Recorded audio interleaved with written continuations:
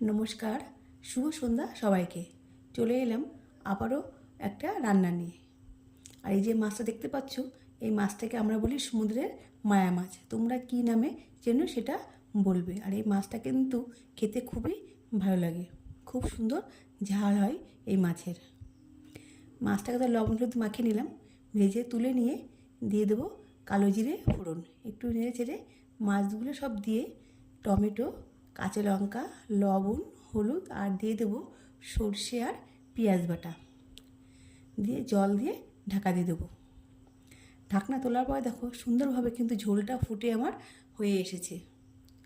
আর বেশি ঝোল রাখবও না, আর একেবারে শুকনো শুকনো করবো না, গামাখা গামাখা করে নামিয়ে নেব। আর এই মাছের ঝাল খেতে কিন্তু খুবই ভালো হয়।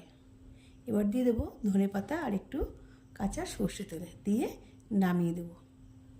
আর তোমরা ভালো থেকো।